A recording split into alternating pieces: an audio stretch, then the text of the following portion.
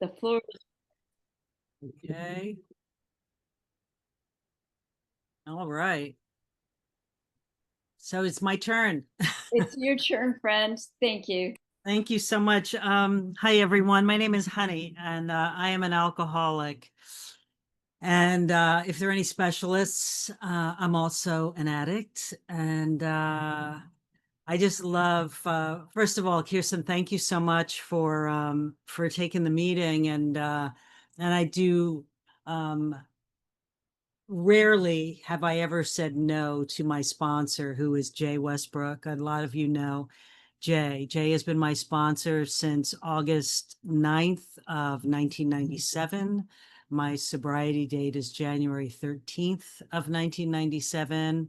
And one day at a time, though I have found it necessary at times to probably take a drink in some form of or another, I haven't. And it's not because I'm a better person. It's not because I work a better program. I really do believe it is by the grace of uh, a higher power that I choose to call God. And I am really, really so grateful, and I'm so blessed. And I'm sitting here um, in Southampton, New York, which is like where I grew up. And I've been thinking about this. I've been driving around, really thinking about um, this is the scene of the crime, I call it, because I'm living, I'm living. This is the house that my mother got when I was in eighth grade. We moved here. We used to live up the island. We lived in Delaware for a year. My mother was, very active. She had a very big career, and we moved around a little bit. But we landed here, and it was really, I think, when my alcoholism went berserk, because for those of you who know anything about where Southampton is, it's also referred to by people who weren't born here or didn't grow up here as the Hamptons, which, to me, growing up on the other side of the tracks, so to speak, and it made me feel like not really a part of always. Um, but I wanted to like just give you a few.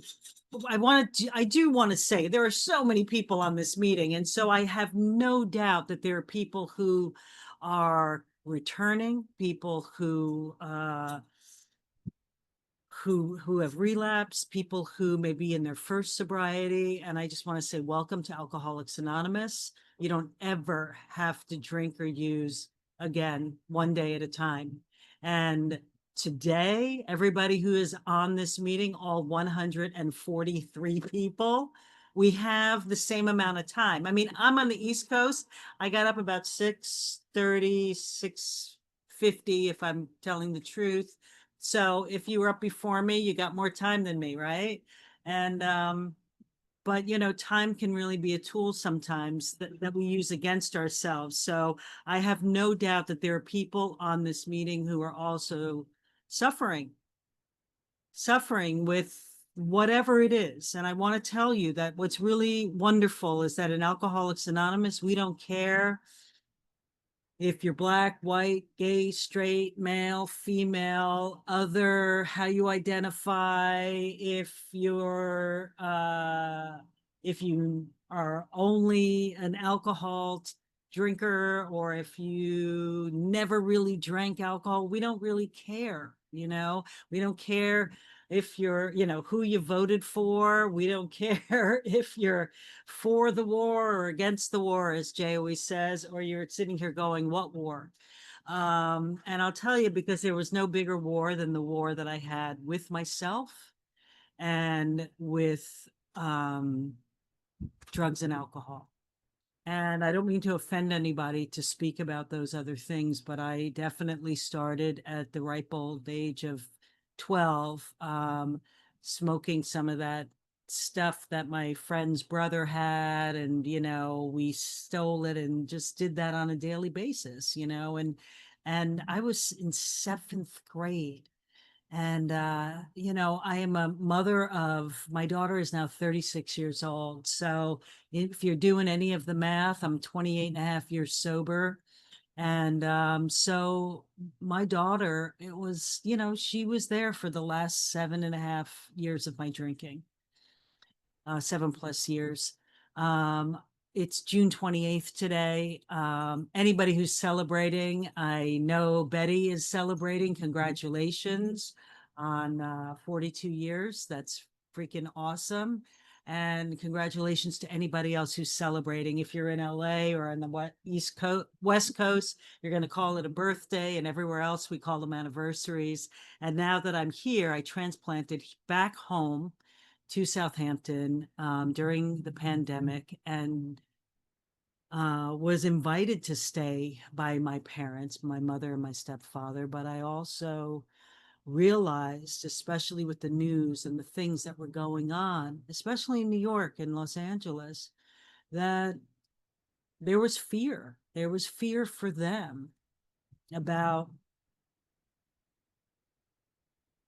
what if we end up at this place? What if this happens? And so we had a group conscience. We're all sober. My mother is, she turned 36 years sober on June 23rd. And as I told you, I have a 36-year-old daughter. So, you know, 1989 was a fun year, let me tell you. And my stepfather's 47 years sober. So we took a group conscience a few years back, and I just said, I don't really have a need to rush back to Los Angeles, or really not a job. I could work from anywhere, and I'm a chef. Um, I said to my stepfather today, you know what the difference between a chef and a cook is? And he said, what? And I said, out here, about $500. So, um, it's a funny thing, and I'm going to get there because of why it's so funny. But anyway, I asked them, just to be current, how would you all feel about me staying here and taking care of you guys and helping you, and letting you know and feel safe that you can grow old in your home. And so that's what we do here. And I got to tell you, I get so much more than I could ever give. But what I learned in Alcoholics Anonymous was how to give. So I'll go back a little bit. My hair is not normally this color. It would be like this color underneath, which has got a lot of gray but dark. I'm Filipino and Ukraine, Filipino, Chinese, and Spanish on my father's side, and my mother is Polish and Ukrainian. So, I mean, I was definitely bound to be an alcoholic. My father left when I was, I don't know, 5, 6. My mother raised 3 kids, and I don't know how many occasions she was asked, are your children adopted? To which she would get very, very, and mainly because, she was offended. And my mother was the most colorblind person that I knew. And I got to tell you guys, it's like I have, like, a lot of alcoholism in my family growing up. My my mother's side, I didn't know my father's side. I didn't grow up with them, so I didn't know what was there. But like the salt of the earth, hard working firemen, Air Force, police, like a lot of construction. I mean, we're all workers. When I was taught to work, I was taught the value of work. I was taught the value of, respecting your elders, and, a lot of things that sometimes, I'm sorry to say, don't find it their place in society. But I want to say to anybody who's older than me and is here and older than me in sobriety, thank you. Thank you for staying. Thank you for staying and being here. And for those of you who read today's daily reflection, it said determination of our founders. And I love that it says a year and 6 months later, these 3 had succeeded with 7 more. 10 sober people in a year and a half. And we have 150 people on this meeting right now from all over, all over. So I get awestruck, I get emotional. I have so much reverence for this program, for the people who came before us, and it would be too easy to go, what could I possibly learn from, some like traveling salesman, failed stockbroker, and a proctologist, Like seriously, what could I learn from these guys? But instead, it's like the fact that Bill Wilson had a moment of clarity and he stood there and it was like, I can go into the bar and get a drink. And he ended up at a phone. He ended up at a phone making a phone call. So all those things I said, there's abuse as part of my story. I don't know. I don't know really anybody who grew up in the 50s, 60s, 70s. I was born in 1965. I too will be 60 years old this year in September. Kirsten's like my twin from another mother. I just have to say, it's like what happened to me and the circumstances around me are not why I am an alcoholic. I am an alcoholic because when I put it in, I can't stop. When I put it in, I may think that I'm getting charming and I may think that, it's like I put that in and I care less about you, except for how you feel about me, what you can give to me, and what I'm going to get over on you. And I mean the collective you. So I grew up here. I was discovered when I was graduated from high school, and I went into a modeling career. I do not say that to impress anybody, but I was a tomboy jock, had a track scholarship, and all I knew was that I was going to go and run, and all I really ever wanted to do was act. But I came from, a time and place when people would go, "Who do you think you are?" And I'll tell you, I've done a lot of work on myself, and to really find out who I am and what my gifts are. And I'm not a linear speaker, so I hope it doesn't distract or bother you. But if it does, call your sponsor. Um, but I was going to say, it's I I I had the secret from a very young age, like, was that this is what I wanted to do. And I remember being a little kid and watching the TV. It was a black and white Emerson TV. And my brother and I would fight over the channels, and you would just pull the knob out. And that's how it got stuck on the channel. And then I would go get the pliers because that's the kind of tomboy I was. And I would be turning the knob with the pliers and threatening my brother, I'll hit you with these if you try to change that channel again. And for those of you who can't even fathom this, we had 5 channels, 5, and the TV was black and white. It was such a time, let me tell you. I loved watching my 3 sons before I went to school in the morning. And, but I remember watching that, and it wasn't because I felt better then, but I was like, there was this intuition that I said, I'm going to be on that one day.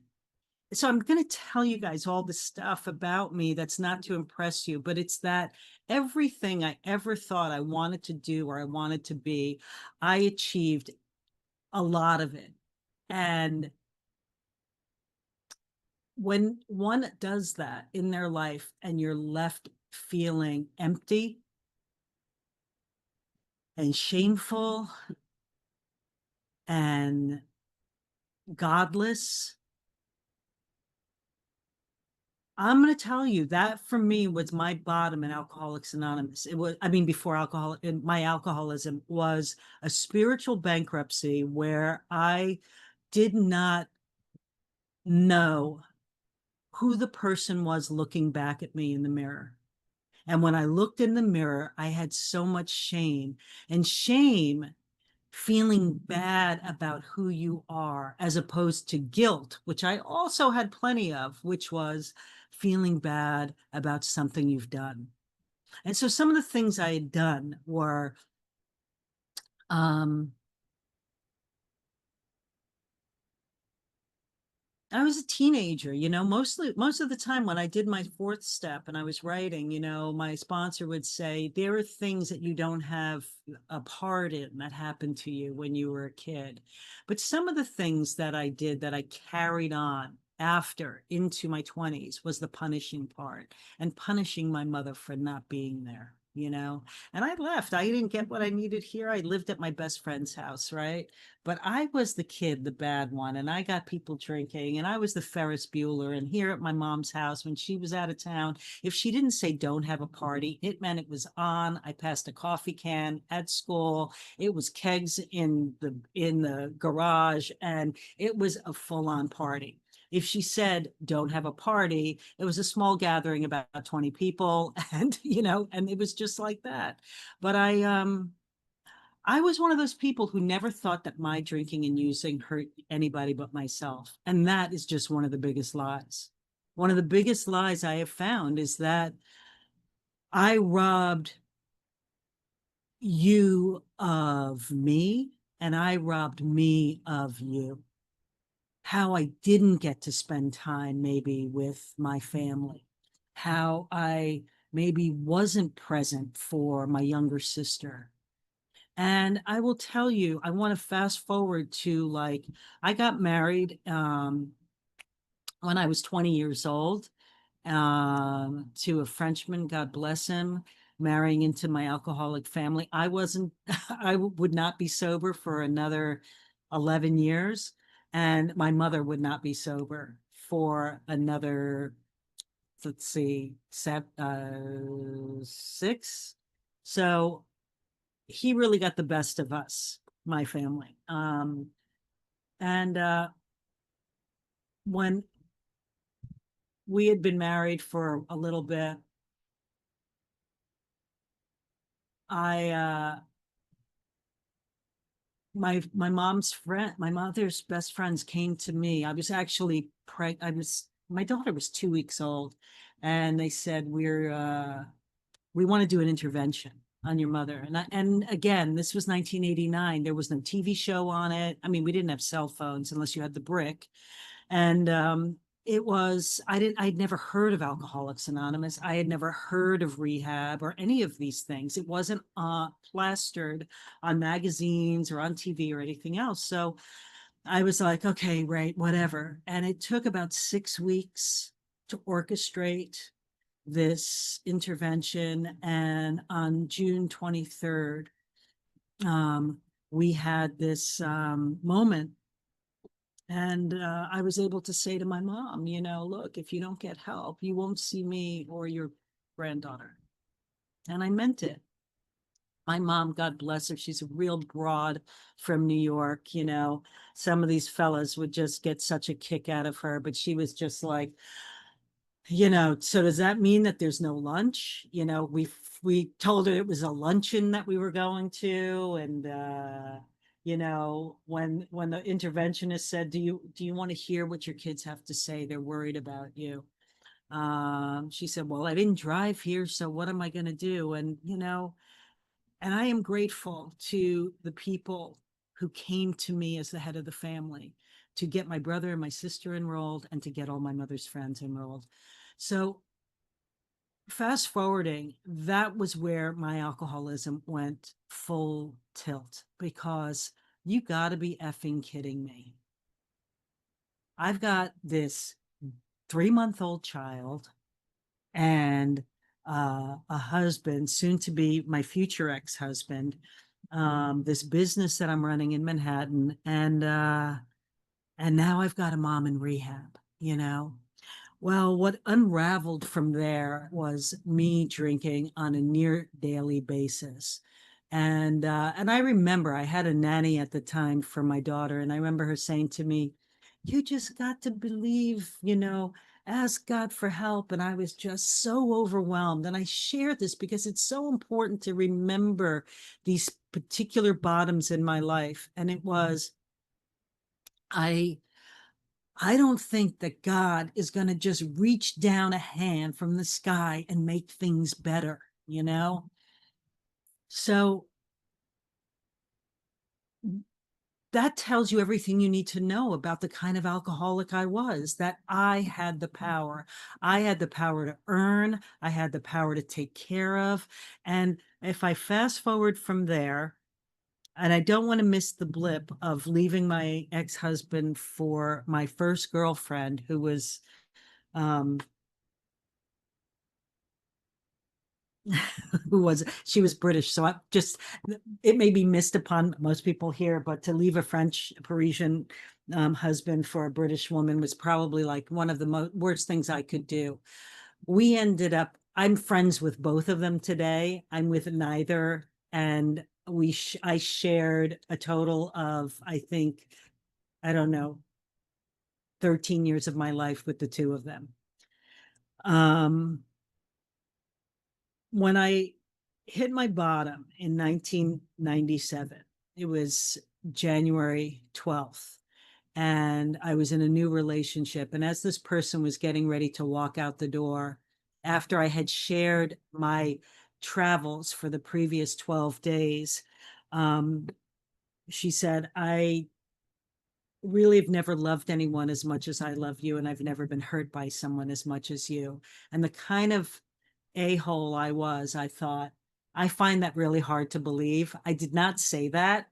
Instead, what I heard coming out of my mouth was, please don't go. I think I have a problem.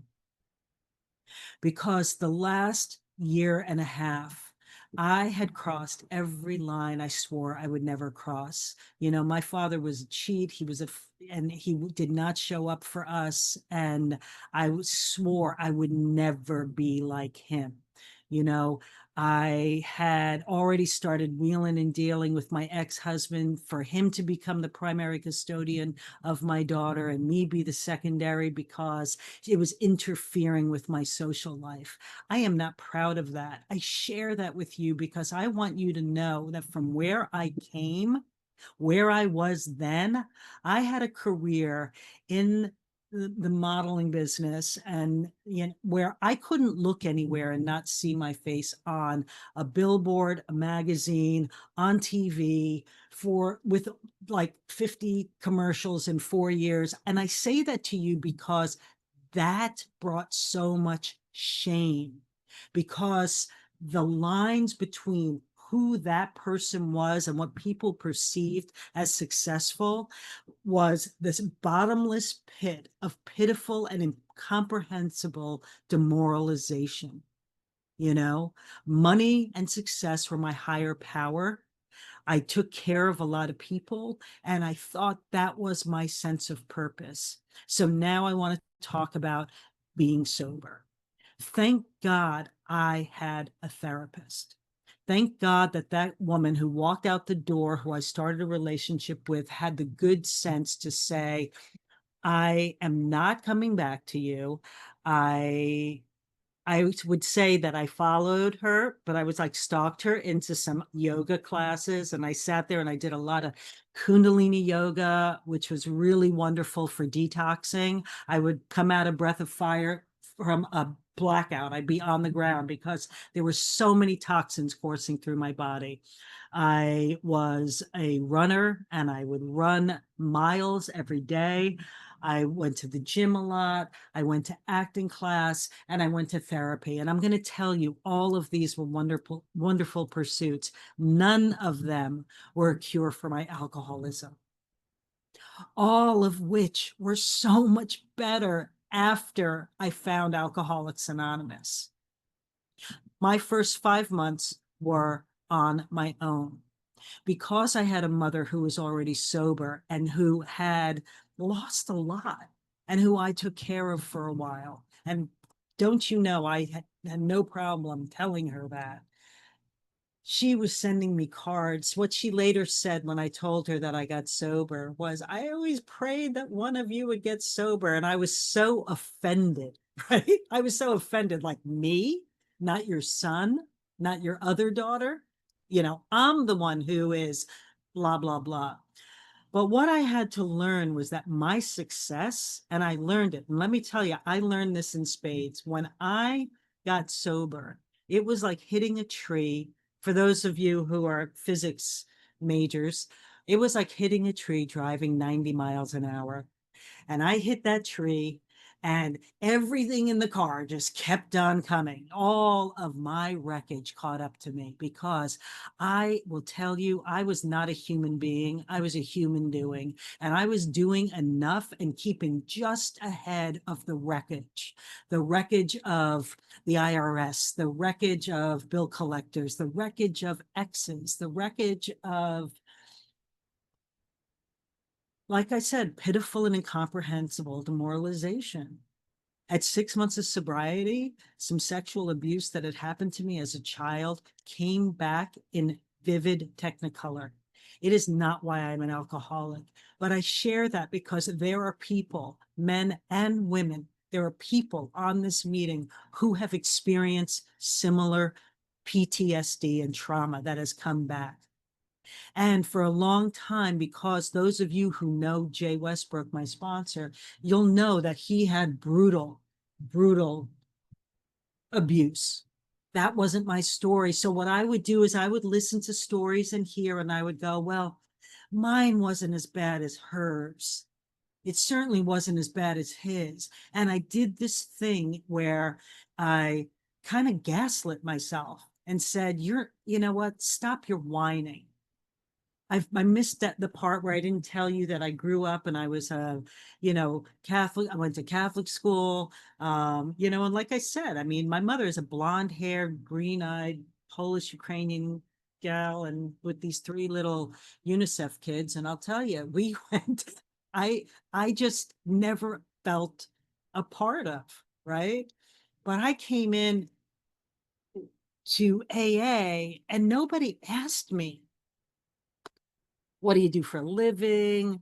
Where are you from? What do you do? Like, no one cared about all the things I cared about and had thought were who I was. So I want to tell you something, that if you're sober and you're not sure what it is that, your purpose is in life, I will tell you that in those traditions that were read by Diane, the fifth tradition, it's like, my primary purpose is to stay sober and help another alcoholic achieve sobriety. And I am just grateful that on August 7th, I heard Jay Westbrook speak at the Log Cabin, which is where I got sober in Los Angeles. And I heard him go through all those traditions, talking about him and his wife, Nancy. And I was just like, who is this guy? But I was sitting next to this guy, Richard Hayflitch, and I can use his name because, he was sober about the same amount as Kirsten and I. And he's not with us today. Um, but he sat there next to me, and he saved a seat for me every single day at the Log Cabin when I found it. And when I went there, I couldn't look up from the floor. I had so much shame. And he would save the seat for me. And so I would come 1 minute before the meeting started. Then I'd start to come 5 minutes before the meeting started. And then it slowly became more. And then he would say, why don't you just stand up for the cleaning commitment? When they make that announcement, just raise your hand and all you got to do is say your name. And I'm like, okay. And then Jay spoke on August 7th. And that was a day that will forever be etched in my memory because it changed my life. Because Richard said to me, there's your sponsor.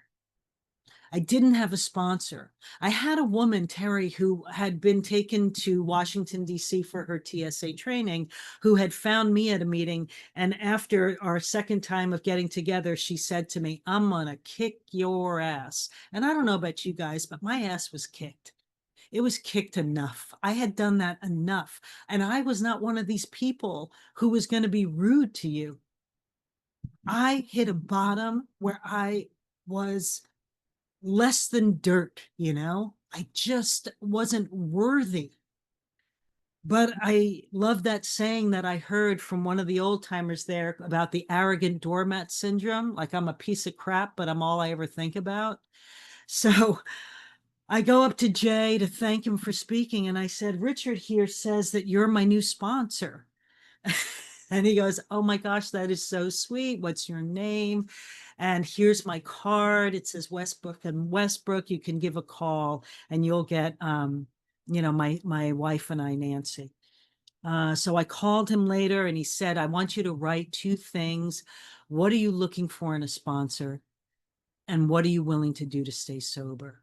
And I had been around just those 5 months, just a few couple months. I came in May and it was now August. And so I had heard a lot. So I just was like, somebody who's going to be kind to me, someone to take me through the steps. And and then he said, what are you looking for in a sponsor? And he said, and the answers are not me and the answer to the other question, anything. He goes, because my experience is that those two will not be true at some point. And I'll tell you something. It changed as we started on the journey. He then had me come to his house in Van Nuys. Anyone who's familiar with Los Angeles, I was living this fabulous life in this modeling business and the entertainment industry. And I'm now suddenly driving to Van Nuys. And the irony is I'm heading up the 405 and I've got an exit at Roscoe. And what is there but my last drink? There's the Budweiser plant. And I'm like, I would never remember the exit except for that Budweiser plant. For the next 16 years, I drove to Jay's house where he and Nancy welcomed me and were like parents to me. And I spent 16 years learning how to be a better daughter, a better sister, a better partner, a better friend, and someone who wasn't creating wreckage, but helping others. And after I had been working the steps with him for 3 months, this young girl at this place where I went to speak, it was this place called Vista Del Mar in like West LA. And it was a home. It was a place where kids were put who were at risk because of the families they were in, or they were incorrigible and they were put there before juvie. And that's who I related to. Because I started drinking and using when I was 12 years old, I was emotionally stunted. In all other ways, I was this success and all these things, but I was emotionally stunted. And I had something suddenly to give away. I could teach you how to go through steps 1, 2, and 3, how to do a fourth step, and then how to be present, to listen to a fifth step. And I said to Jay, I'm like, this girl, I only have 9 months sober, and this person is asking me to sponsor them. What do I do? And he said, well, you say yes. And you better get going with your steps, because I was really stuck in my fourth step. And he said, because if she passes you in the steps, she'll be your new sponsor. And so that's kind of how I got on that path. It's 8:43 here. There are a lot of things that I learned in my therapy and a lot of outside help that I got for my outside issues. And I can't speak enough to that. Alcoholics Anonymous is what taught me how to not drink one day at a time, how just for today, I could do something for 24 hours that I couldn't imagine doing for the rest of my life.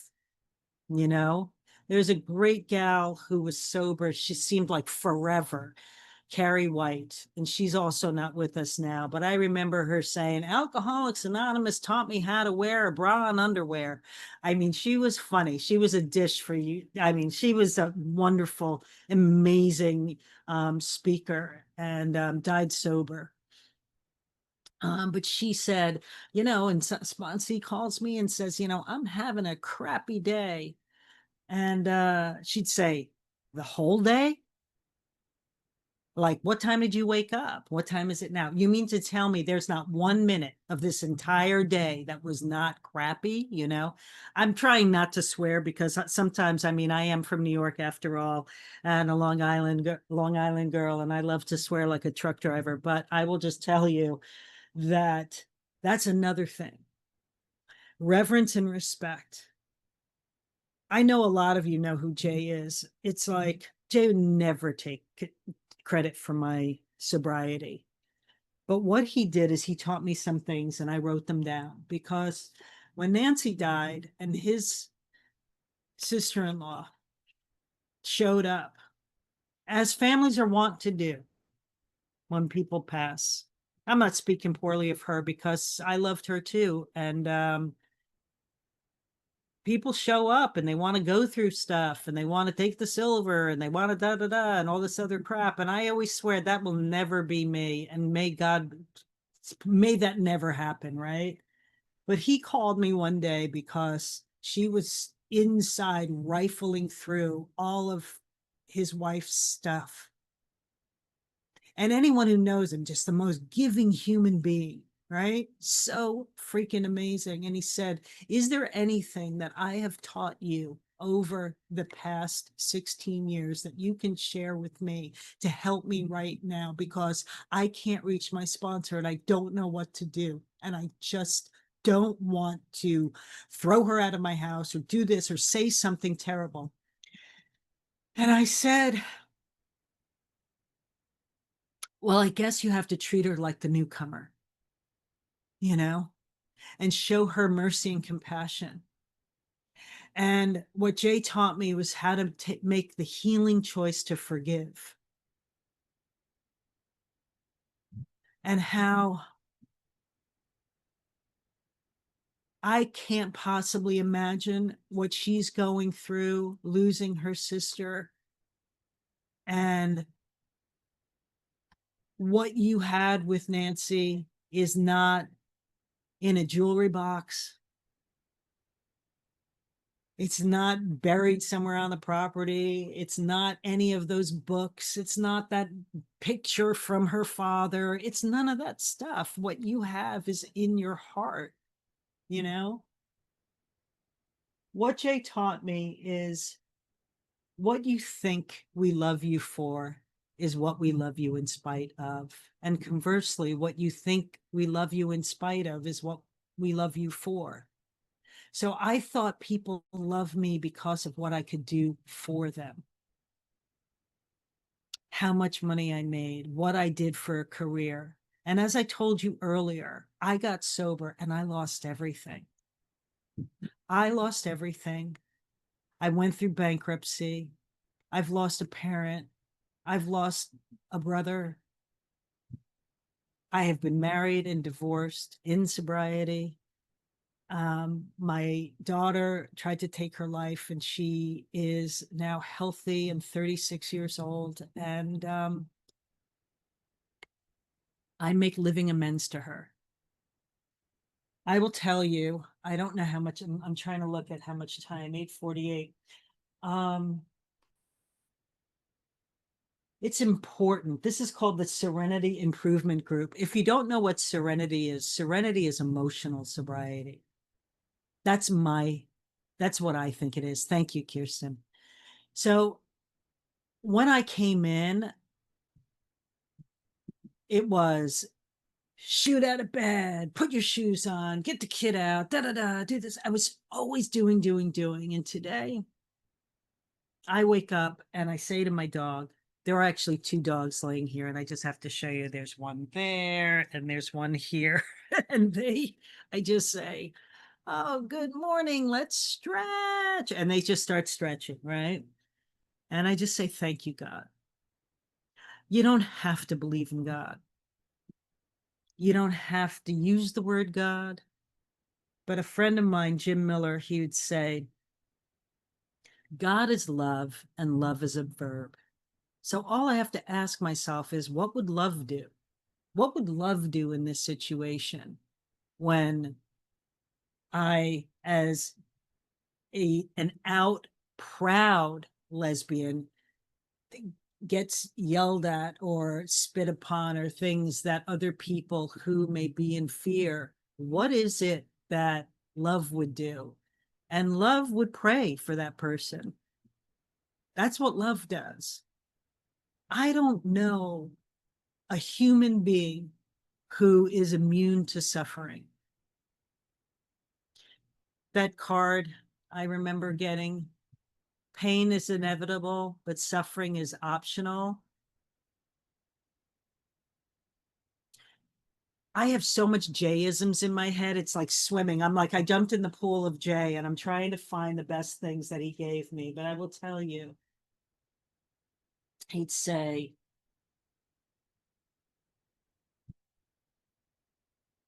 is there anything that is a surprise about either a certain person or a situation or whatever? Family is family, holidays are holidays. It's like, why should I or would I expect anything different? But what I do today is it's not about what I get, it's about what I give. It's about what I get to do.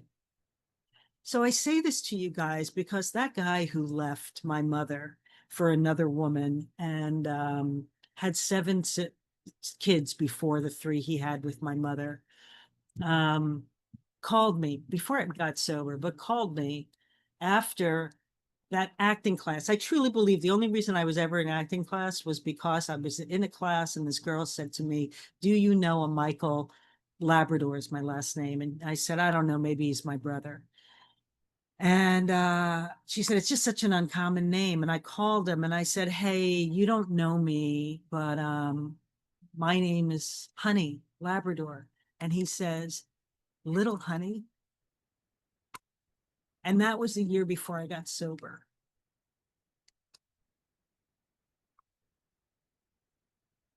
And my father, who I hadn't seen in 18 years, called me 3 days later. And then I went to the door. I was living in Los Angeles, and I went to this door. I was going to meet my sisters, my two older sisters, for the first time, and my eldest brother. And they opened the door, and I saw three people looking back at me that I looked like. And guys, it might sound like, oh, what's the big deal? There was no Facebook, there was no cell phones, we barely had computers. That's all I'm saying. So in this acting class, which is sometimes we don't know why God does certain things with us in our lives. But when my father died, 10 years after that, I got to give his eulogy. And I thanked him for my siblings, who I have today. My brother Michael passed 15 years ago. But I'll tell you something. I know I have these angels, and that's what I choose to see. So just remember, as an alcoholic, Jay always says this, I am wired to see what's wrong. I am hardwired to find the problem. So my job as a sober alcoholic is to look for the solution, to help you find the solution, and to know that it's not in the bottom of a bottle. He said, "I will never find Nancy in the bottom of the bottle. And I don't ever want to dishonor the people who have come before me by throwing away this gift." When someone said, what is it? That God, it's a story in the big book. And if you read it, it's about a guy who got sober. And he said, if I gave this gift, if I gave a gift back to somebody, they would take it. If I gave this gift back to God, then I would be dead. So I wish you all the most amazing, amazing sobriety. It says in the book, if nothing will ensure immunity from that first drink, bad quoting, but as intensive work with another alcoholic. It doesn't say the alcoholic that I like, the cute one, the guy there, this one. Another alcoholic. I have sponsored over 300 people in the short time that I'm sober, 28 plus years, to 100% success. And that is because I am sober. And that may seem harsh. Some of those people have died of this disease. Others have gone out, and others have different sponsors. But I was told I cannot keep this gift if I don't give it away. So I thank you for paying a 12-step call on me. This is the greatest, greatest show in town. I know that Dan is smiling. Richard, they know that what I'm saying is true. This is the best, best deal. And so please stay and remember that somebody else is suffering. So reach your hand out. And that's it. I love you all, and I love Alcoholics Anonymous. Thank you.